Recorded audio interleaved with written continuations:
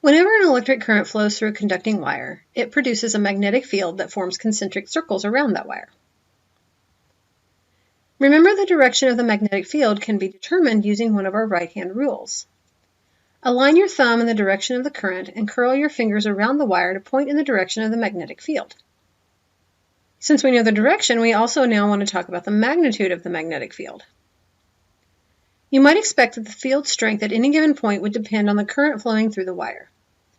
If we have a high current, it would make sense that the magnetic field would be stronger. It would also make sense that the magnetic field is stronger at a point closer to the wire. Experiments have shown both of these relationships to be true. So the strength of the magnetic field is directly proportional to the strength of the current flowing through the wire and inversely proportional to the distance from the wire. This relationship between R and B is valid as long as the distance is measured perpendicularly from the wire and as long as the distance measured is not close to the ends of the wire. Now, anytime we have a proportional relationship, we can use some proportionality constant to write an actual equation.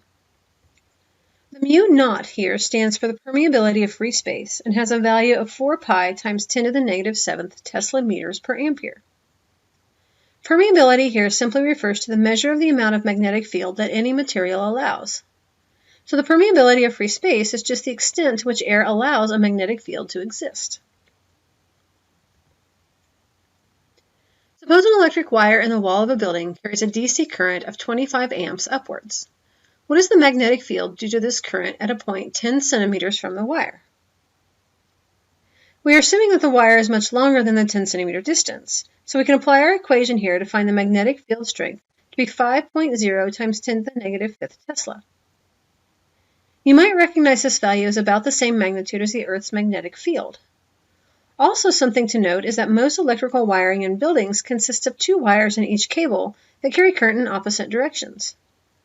For the most part, their magnetic fields will cancel each other out, but sometimes they can still affect sensitive electronics.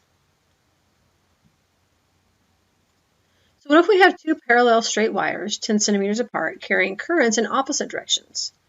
The current in wire 1 is 5.0 amps and is out of the page. The current in wire 2 is 7.0 amps and then is into the page.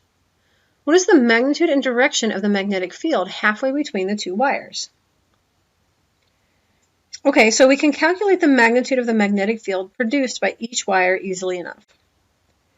When we go to find the direction of the magnetic field of each wire, we find that at the halfway point in between them, the magnetic field is pointing in the same direction. Since magnetic field is a vector, we can simply add the magnitudes together to find the total magnetic field at that point. So whenever an electric current flows through a conducting wire, it produces a magnetic field that forms concentric circles around that wire. The strength of this magnetic field can be found by taking the permeability of free space times the magnitude of the current divided by 2 pi r.